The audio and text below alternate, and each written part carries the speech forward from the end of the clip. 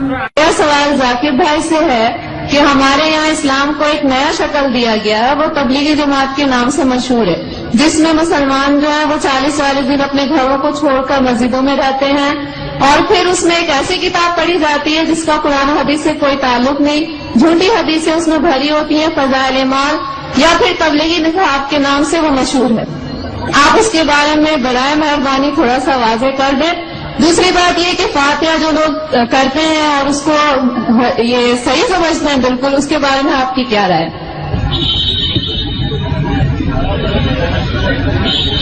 حالانکہ ایسے سوال کا جواب میں اکثر دیتا نہیں ہوں، یہ میرا فن جو ہے وہ پوچھنا موٹے کرنا ہوگا، کیونکہ آخری سوال اور خواتین کی طرف سے ہے، لوگ یہ نہیں کہنا چاہتے خواتین کے سوالات کا جواب میں نہیں دے رہا ہوں۔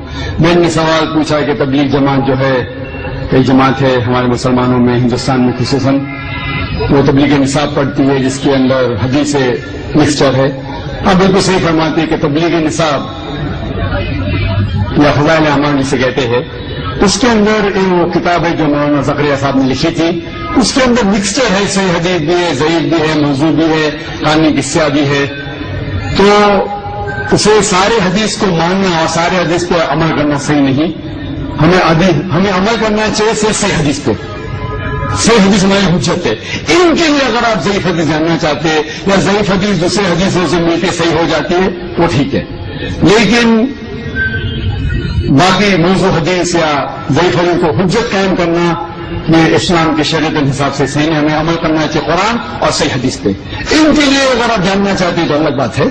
تو یہ اسی لیے یہ افسوس کی بات ہے کچھ مسلمان ایسی کتابیں جیسے تبلیغ نصاب ہو اس کو قرآن سے زیادہ اہمیت دیتے ہیں، جو غلط ہے۔ ہمیں قرآن پہ عمل کرنا چاہیے اور صحیح حدیث کی کتاب جیسے میں نے کہا صحیح بخاری ہے، صحیح مسلم ہے، ان کے سارے حدیث ماشاءاللہ آپ کو محدث ہونے کی ضرورت ہی نہیں، سارے حدیث صحیح ہے۔ پھر آپ جا سکتے ہیں سنن ابو داؤد، ترمذی، ابن ماجہ، سنن نسائی، ایسے کتابیں ہیں جن سے انشاءاللہ ان میں اکثریت حدیثیں صحیح ہے، سارے نہیں تو باقی کتابوں سے، تو ان کا مطالعہ کرے تو امید ہے کہ آپ کے علم میں اضافہ اور ہوگا۔ وہ جو لوگ کمپیریٹو ریلیجن کے ہیں اور تحقیق کرنے کی وجہ سے کوئی باقی کتاب پڑھنا چاہتے ہیں تو اس میں کوئی حرج نہیں ہے۔ اور جو سوال تھا کہ 40 دن، ایسا کوئی میں قرآن مجید کی کوئی آیت نہیں جانتا ہوں جس میں لکھا ہوا ہے کہ 40 دن کے لیے آپ کدھر جاؤ، یا کوئی صحیح حدیث میں نہیں جانتا ہوں جس میں لکھا ہوا ہے کہ 40 دن کے لیے آپ کام چھوڑ کے کچھ جانا چاہیے، یا گشت ہوتا ہے ہفتے میں ایک بار، مہینے میں کم از کم 2 بار، سال میں کم از کم 3 دن، زندگی میں کم از کم سال میں 40 دن، مہینے میں 3 دن، زندگی میں کم از کم 1 بار 4 مہینے، یہ سب چیز کچھ قرآن سے حدیث سے ثابت نہیں، قرآن سے حدیث ثابت نہیں۔ لیکن ہمیں ہمارے مسلمان بھائیوں سے پریم سے پیش آنا چاہیے۔ افسوس کی بات ہے کہ ہمارے مسلمان بھائیوں میں اتحاد نہیں ہے، اس کی وجہ ہے کہ کم علم کی وجہ سے ہمیں ان سے پیار سے پیش آنا چاہیے، حکمت سے پیش آنا چاہیے اور قرآن حدیث کی دعوت دینا چاہیے، اصلاح کرنا چاہیے ہمارے بھائیوں کی۔ یہ کہنا کہ آپ غلط ہے اور شدت کے ساتھ ان کی مخالفت نہیں کرنا چاہیے، پیار اور حکمت کے ساتھ۔